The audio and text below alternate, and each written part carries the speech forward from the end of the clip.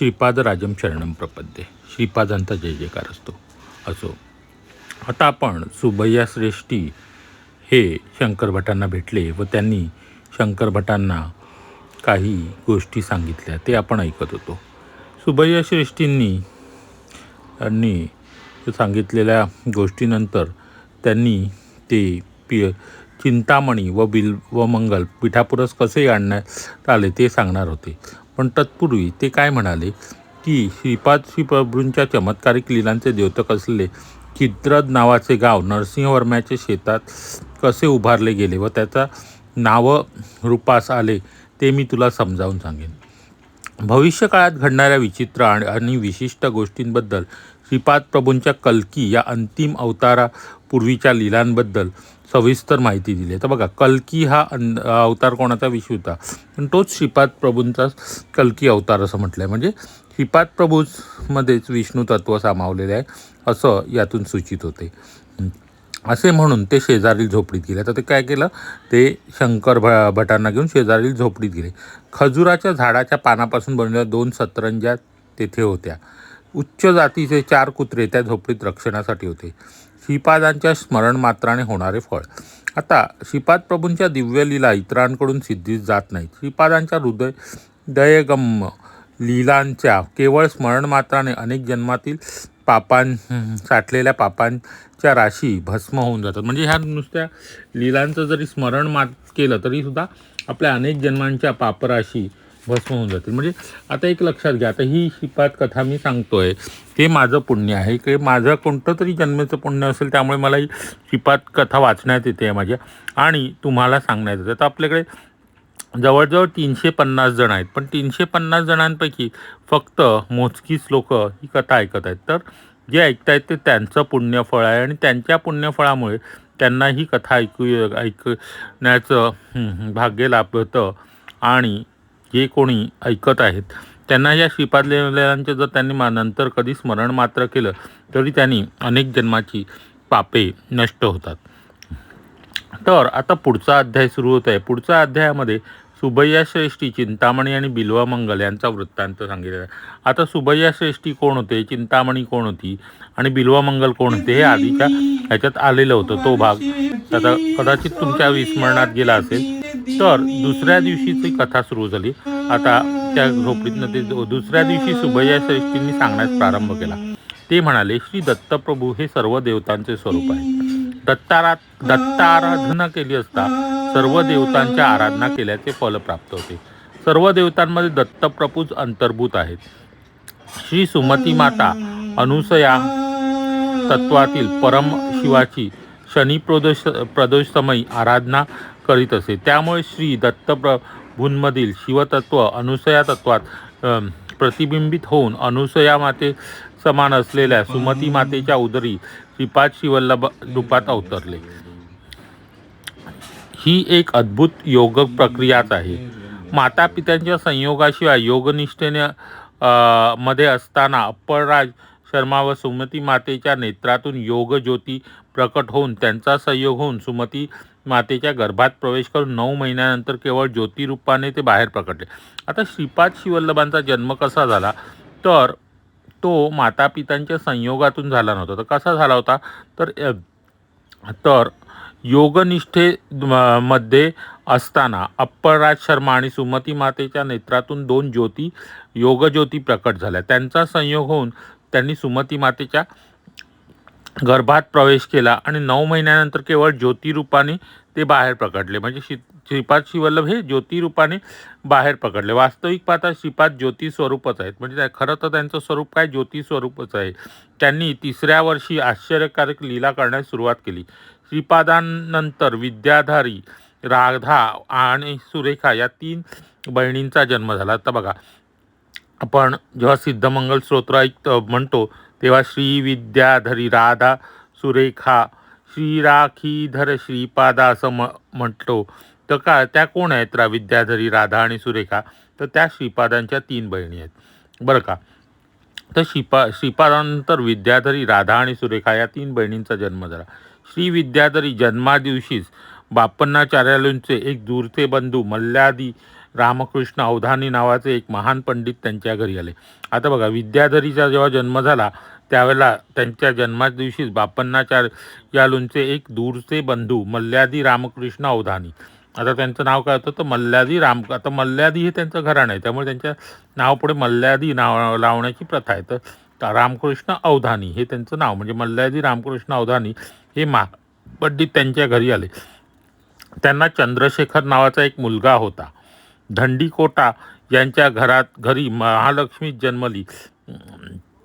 ती मल्ल्यादी घराण्याची सून म्हणून चांगली आहे असे मत नातेवाईकांनी व्यक्त केले. आता धंडीकोटा म्हणजे कोण तर अप्पळराज. आता अप्पळराजांचं घराणं कोणतं धंडीकोटा म्हणजे सुमती महाराजांनी, आणि बापन्नाचार्यालू म्हणजे कोण श्रीपादांचे आजोबा, त्यांचं घराणं कोणतं मल्ल्यादी.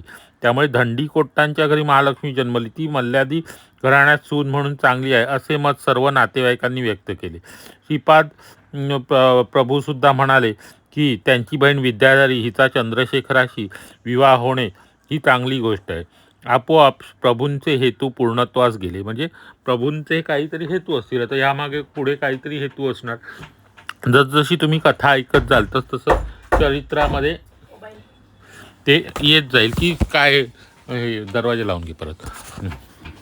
जसं कळत जाईल की काय हेतू होते. तर आता या कथेमध्ये कसं लक्षात येतं की श्रीपाद श्रीवल्लभांच्या जन्मानंतर त्यांना 3 बहिणी झाल्या. म्हणजे अप्पळराजांच्या घरी 3 कन्यारत्न जन्माला, ती म्हणजे विद्याधरी, राधा आणि सुरेखा.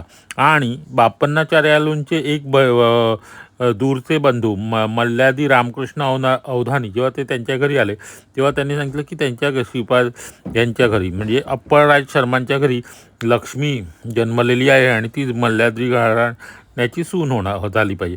आणि बनले, कारण का त्यांचा मुलगा चंद्रशेखर नावाचा मुलगा होता. कोणाला तर ह्या मल्ल्यादी रामकृष्ण अवधानी यांचा जो चंद्रशेखर नावाचा मुलगा होता त्याच्याशी विद्याधरीचा विवाह म्हणजे पाणीग्रहण होईल असे ठरले. त्यांचा संकल्प कठीण हिऱ्याप्रमाणे अढळ आणि भक्कम असतो. कोणाचा श्रीपाद. त्यांच्या संकल्पानुसार यथाकाली विद्याधरी आणि चंद्रशेखर यांचा विवाह मोठ्या थाटात पिठापूरमध्ये संपन्न झाला. म्हणजे कालांतराने विद्याधरी आणि श्री चंद्रशेखर यांचा विवाह समज. श्री विद्याधरी नंतर राधा दुसरी बहीण. राधा हिचा विवाह विजयवाडा क्षेत्रातील मुरलीकृष्ण अवधानी यांच्याशी झाला व तिसरी बहीण सुरेखा हिचा विवाह मलंगगिरी येथील श्री ताडेपल्ली दत्तात्रय अवधानी यांच्या बरोबर झाला. म्हणजे आता बघा, श्रीपादांच्या 3 बहिणींचा विवाह कोणाकोणाबरोबर झाला हा उल्लेख आला. कदाचित यांचाच पुढे कुठेतरी काहीतरी कथांमध्ये उल्लेख येऊ शकतो, त्यांच्याशी जोडलेल्या कथा येऊ शकतात. तर श्रीपादांच्या 3 बहिणी म्हणजे राधा जी आहे, ज्या राधा आहेत त्यांचा विवाह विजयवाडा क्षेत्रातील मुरलीकृष्ण अवधानींबरोबर झाला आणि सुरेखाचा विवाह ताडेपल्ली दत्तात्रय अवधानी यांच्याबरोबर झाला. प्रिय शंकर भटा. श्रीपादांच्या लीला अकालनीयच आहेत. गोदावरी मंडळात ताटंकपूर म्हणजे तुणुक नावाचे गाव होते. तेथे अनेक वाजपेयी आणि पौंडरिक महायाग करणाऱ्या परमपवित्र असा एक वंश आहे. म्हणजे तुणुक या ठिकाणी कोणता अनेक वाजपेयी आणि पौंडरिक महायोग करणारा एक परमपवित्र असा वंश आहे. त्या वंशाचे नाव वाजपेया जुलवारू. आता ही दक्षिणेकडची नावं असल्यामुळे ती त्या पद्धतीची असतात, तर थोडीशी लक्षात घ्या. त्यांचं नाव त्या वंशाचं नाव म्हणजे ही जी आपली आडनावं किंवा जे काही नावं असायची ती कार्य करण्याच्या पद्धतीनं त्या वंशाला ती नावं दिली जायची. जसं की बापन्नाचार्यांचं वंश अमल्यादी होता. आता आपल्याला हळूहळू लक्षात आलं असेल की अप्पळराज शर्मांचा वंश कोणता होता, धंडीकोटा वंशाचे होते ते, असा तो वंश आहे. तसं तिकडे जे पौंडरिक वाजपेय आणि पौंडरिक महायाग करणाऱ्यांचा एक वंश होता, त्यांचे नाव वाजपेया जुलवारू असे आहे. पिठापुरातील मल्ल्यादी आणि तुणुकाच्या वाजपेय या जुलूंचा अगदी निकटचा संबंध. आता मल्ल्यादी आणि वाजपेयी यांचासुद्धा जवळचा संबंध. तथापि वाजपेयाजूल वंशीय इंद्रब्रह्मय इंद्रशास्त्रम या सिद्धांतावर विश्वास ठेवणारे होते. ते वसिष्ठ शक्ती पराशर ऋषी परान्वित पराशर गोत्रातून आलेले ऋग्वेदी तर मल्ल्यादी यजुर्वेदी होते. आता बघा हा प्रकार गहन आहे थोडंसं, पण म्हणजे ते मल्ल्यादी हे यजुर्वेदी होते, तर हे ऋग्वेदी होते वाजपेयी. कन्नड देशात ऋग्वेद पाठ करणाऱ्या बालकांसाठी शिकवणारे उत्तम गुरु नव्हते. तर कन्नडमध्ये ऋग्वेद पाठ करणाऱ्या बालकांसाठी शिकवणारे उत्तम गुरु नव्हते. त्या संदर्भात ताटंकपुराहून वाजपेयलू मायणाचार्यलू यांनी जेव्हा आमंत्रण देण्यात आले तेव्हा कर्नाटकातील होयशाला या ठिकाणी त्यांनी स्थलांतर केले. त्यापासून त्यांना होयशाला ब्राह्मण असे संबोधू लागले. आता काय झालं, हे जे होते वाजपेयीलू जे वंशाचे जे होते ते कोण होते, ऋग्वेदी ब्राह्मण होते. आणि कन्नड प्रदेशात काय होतं, ऋग्वेद पाठ करणाऱ्या बालकांसाठी तिकडे शिकवणारे उत्तम गुरु नव्हते. म्हणून काय झालं की वाजपेयीलू मायण्णाचार्यलू यांना तिथे आमंत्रण देण्यात आले व ते तिथे कर्नाटकातील होयशाला येथे ते स्थलांतरित झाले आणि त्याच्यानंतर त्यांना होयशाला ब्राह्मण असे संबोधू लागले. आता कसं आहे, कोणत्या पिढ्या कुठे काय संबंध एकमेकांशी आले ते सगळं सांगण्यासाठी हा थोडासा उहापोह केला आहे बहुतेक. तर त्यांनी ब्राह्मण वृत्ती आणि छात्रवृत्ती समानतेने स्वीकारली. सनातन धर्माच्या रक्षणासाठी त्यांनी अनेक अडचणींचा सामना केला. मायण्णाचार्यांना 2 पुत्र होते, एक माधवाचार्य आणि दुसरा सायण्णाचार्य.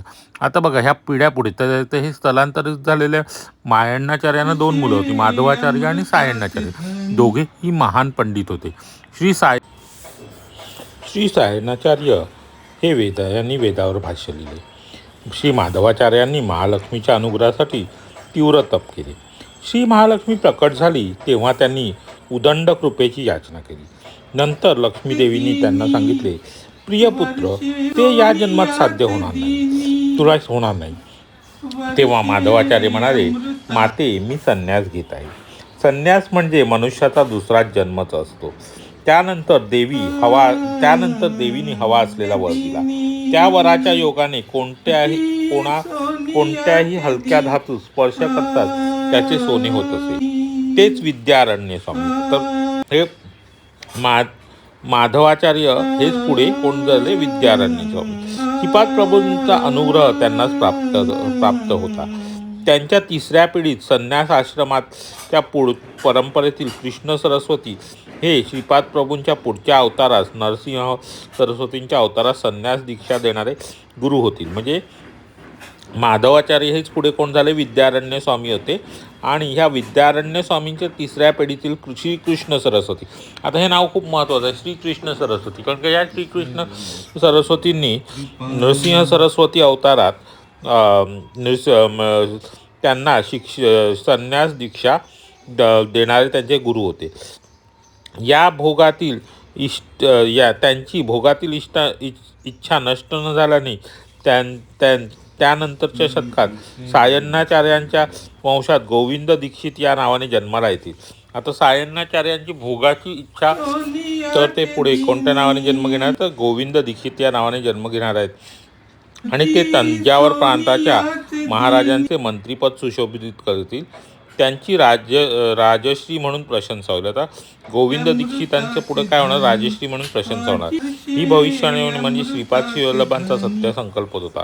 त्यामुळे ही भविष्यवाणी निश्चितच वास्तवात उतरेल. म्हणजे हे कधी आधी सांगितलेलं आहे श्रीपाद श्रीवल्लभांनी, आणि या सगळ्या घटना नंतर घडणार आहेत. अनेक देवतांच्या आराधना करताना त्या देवतांमध्ये दत्तप्रभूंचे चैतन्य प्रतिबिंबित झालेले असते. त्यांचे नवचैतन्यात रूपांतर होऊन ते साधकाच्या अभिष्टाची परिपूर्ती करतात. दत्तप्रभूची आराधना केल्यास ज्या देवताचा अंश आहे त्याकडून कोणते काम किती प्रमाणात करून घ्यायचे ते दत्तप्रभू ठरवित असतात. आणि पापणींनी डोळ्यांचे रक्षण करावे, त्याप्रमाणे भक्ताचे रक्षण करतात. ध्रुवाने कठोर तप करून श्री महाविष्णूंना प्रसन्न करून घेतले. त्यांनी ध्रुवाला अमर्याद असीम पितृवात्सल्य प्रदान केले. त्याच ध्रुवाने कलियुगात जेव्हा यशूचा अवतार घेतला तेव्हा त्याने परमेश्वराचे अपार पितृवात्सल्य व अनंत कारुण्य प्राप्त करण्याचा बोध दिला. परमेश्वराची अनंत क्षमाशीलता व अपार प्रेम पृथ्वीवर आणण्यासाठी यशू अवतरित झाले. आता यशूंचा अवतार का झाला होता ते इथे, तर ध्रुवाने कोणाला म्हणून यशू म्हणून जेव्हा जन्म घेतला तेव्हा त्यांना ध्रुवाला अमर्याद आणि असीम पितृवात्सल्य कोणी प्रदान केलं? विष्णूंनी किंवा दत्तप्रभूंनी प्रदान केलं. म्हणून त्याच परमेश्वराने आपले पितृवात्सल्य व अनंत कारुण्य म्हणून त्यांनी काय केलं? त्याने परमेश्वराचे अपार पितृवात्सल्य आणि अनंत कारुण्य प्राप्त करण्यासाठी बोध दिला. जर आता जे येशूंना जे हे करतात म्हणतो ना, मानतात, त्यांना माहिती की येशूंनी काय बोध दिला होता? तर त्यांनी परमेश्वराचे अपार पितृवात्सल्य आणि कारुण्य प्राप्त करण्याचा बोध दिला. त्यांनी जो बोध दिला होता येशूंचं, जर कोणी वाचलं, बायबल वाचलं किंवा जे कोणी वाचलं असेल तर त्यांना माहिती असेल की त्यांनी काय केलं? परमेश्वराचं पितृवात्सल्य प्राप्त करायचं. म्हणजे आपल्या परमेश्वराचं पितृ म्हणजे आपल्याला काय करायचं तेच आपल्याला सुद्धा करायचं. दत्तप्रभूंचं पितृवात्सल्य आणि कारुण्य प्राप्त करायचं आहे. हा आणि बघा त्यांनी तो बोध दिला आणि आपण काहीतरी म्हणजे विचार करतो की कोण तो परमेश्वराचा त्यांचा पिता कोण, परमेश्वर कोण, ज्याच्या पित्याचं तुम्ही पितृवात्सल्य प्राप्त करा असं येशू वारंवार म्हणत. ते पिता म्हणजे कोण?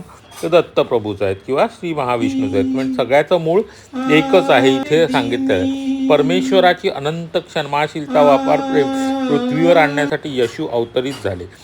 श्री दत्तप्रभू सगुण आणि निर्गुण तत्वांच्या पलीकडे आहेत, तसेच त्यांच्या आधारभूतही आहेत. परमतत्व तेच आदितत्व, आदी अंतरहित तत्व तेच आहे. दत्तप्रभूंचे खरे स्वरूप अनुभवानेच जाणून घ्यावे लागते. तरकट बुद्धीनी चिंतन करण्याचा हा विषय नाही. म्हणजे फक्त तरकट बुद्धीनी वादविवाद करायचा म्हणून चिंतन करायचं, बाबा मोठ्या मोठ्या गोष्टी बोलायच्या असं नाही. तर ते अनुभवानेच तुम्हाला कळेल त्यांचं खरं स्वरूप. एखादे काम होणे किंवा न होणे, दुसऱ्या पद्धतीने होणे, हे सामर्थ्य श्रीपाद श्रीवल्लभांच्या हे सर्व सामर्थ्य श्रीपाद श्रीवल्लभांच्या अवताराचे रहस्य होते. आता श्रीपाद श्रीवल्लभांच्या अवताराचे रहस्य काय? ते एखादं काम होणं किंवा न होणं किंवा ते दुसऱ्या पद्धतीनं होणं, हे सगळं जे आहे ते श्रीपाद श्रीवल्लभांच्या अवतारात आलेलं आहे. तर आजचा भाग तसा काहीसा माहितीपर, काही पात्रांची माहिती देणारा, पुन्हा काही गोष्ट सांगणारा, जेणेकरून आपल्या त्या पूर्णपणे लक्षात राहतील. जसं की महत्त्वाची एक गोष्ट पुन्हा सांगितली गेली ती म्हणजे कृष्ण सरस्वती हेच पुढे नृसिंह अवतारात त्यांचे गुरु होणार आहेत आणि तेच संन्यास दीक्षा देणार आहेत. हेच कृष्ण सरस्वती आधी कोण होते? माधवाचार्य, सायणाचार्य, त्या माधवाचार्यांच्या रूपातच होते. हे पुढे त्यांचे जन्म जे झाले त्यांच्या थोड्याफार कथा आणि सगळे संदर्भ काय आपल्याला लगेच लक्षात राहणार नाही, काही गोष्टी कळणार नाही, पण त्यातला महत्त्वाचा भाग जो आहे तो आपल्याला समजून घ्यायचा. पुन्हा इथे यशूची कथा सांगितली गेलेली आहे की यशू म्हणजे ध्रुवाबाळानेच यशू म्हणून जन्म घेतला होता. आता ध्रुवाने कठोर तप केलेले करून महाविष्णूंना प्रसन्न केले. का प्रसन्न केले? तर त्यांना आपला पितृत्व ती गोष्ट सगळ्यांनाच माहिती आहे. पण त्या ध्रुवाने पुढे अमर्याद असीम असे पितृवात्सल्य प्रदान केले. कोणी? दत्तप्रभूंनी त्याला अमर्याद असे पितृवात्सल्य प्रदान केलं त्या तपश्चर्येनंतर. त्याच ध्रुवाने कलियुगात कोणाचा अवतार घेतला? येशूंचा अवतार घेतला. येशूंचा अवतार घेतल्यानंतर त्यांनी काय केलं? परमेश्वराचे अपार पितृवात्सल्य अनंत कारुण्य प्राप्त करून घ्या असं सतत लोकांना बोध केला. परमेश्वराचं म्हणजे कोणाचं? तर श्री दत्तांचं, श्रीपाद श्रीवल्लभांचं हे प्रेम अनुभवा म्हणून सांगतं. याच भागामध्ये आपल्याला दत्तांचा जन्मही कसा झाला? तर दत्तांचा जन्म हा मातापित्यांच्या संयोगातून झाला नव्हता, तर ज्योती स्वरूपातून झाला होता. जेव्हा त्यांचे मातापिता योग ह्याच्यामध्ये काय योगनिष्ठेमध्ये जेव्हा ते होते तेव्हा त्यांच्या दोघांच्या नयनामधून ज्योती निघाल्या आणि अप्पळराज आणि सुमती महाराणी यांच्या दोघांच्या नयनातून ज्योती बाहेर पडल्या आणि त्या ज्योतींचा नंतर काय झालं? संयोग झाला म्हणजे काय? त्या एकमेकांमध्ये मिसळल्या आणि त्यांनी सुमती मातेच्या गर्भात प्रवेश केला आणि जेव्हा दत्तप्रभूंचा जन्म झाला तेव्हा श्रीपाद श्री वल्लभांचा जन्म झाला तेव्हा सुद्धा तो ज्योतिष स्वरूपच झाला होता. म्हणजे श्रीपाद वल्लभ हे खरं तर ज्योतिष स्वरूपच आहेत असे दर्शवण्यासाठी झालेला हा श्रीपादांचा जन्म आहे. त्या श्रीपादांच्या नंतर त्यांना तीन बहिणी झाल्या. म्हणजे विद्याधरी, राधा आणि सुरेखा या श्रीपादांच्या 3 बहिणी आहेत अशी ही कथा पुढे आलेली. तर याच कथेमध्ये विद्याधरीचा विवाह पण कसा होणार, कोणाबरोबर होणार ते सांगते. तर आपल्याला कथेचा प्रश्न आजचा हाच आहे की विद्याधरी हिचा विवाह, ही विद्याधरी हिचा विवाह कोणाबरोबर झाला हे आपल्याला सांगायचं आहे. त्यामुळे आता आज मी थोडा उशिरा प्रश्न विचारला, अगदी शेवटी आणि कथेच्या सुरुवातीच्याच घटनेचा प्रश्न विचारला. त्यामुळे कदाचित तुम्हाला पुढे जाऊन कथा ऐकावी लागेल. चालेल, ऐका, कारण का तुम्ही किती लक्षपूर्वक ऐकता ते कळेल. तर आपल्याला आजचं उत्तर एवढंच द्यायचं की विद्याधरीचा जन्म झाल्यानंतर, विद्याधरीचा जन्मानंतर त्यांच्यामध्ये महालक्ष्मीची लक्षणं आहेत असे सांगून तिचा विवाह कोणाबरोबर व्हावा असे ठरवले गेले आणि विद्याधरीचा विवाह कोणाबरोबर झाला हे आपल्याला सांगायचं आहे. श्रीपादांचा जय जयकार असो. श्रीपादराजम शरणम प्रपद्ये. तर आता या कथा तुम्ही व्यवस्थित ऐकत जा. मला कधी वेळेअभावी कथा टाकता येत नाही, त्यामुळे कालच्या कथा मला टाकता आली नाही, कारण का पण आज टाकलेली आहे ती ऐकून त्याचं उत्तर द्या. श्रीपादराजम शरणम प्रपद्ये. श्रीपादांचा जय जयकार असो. श्री स्वामी समर्थ.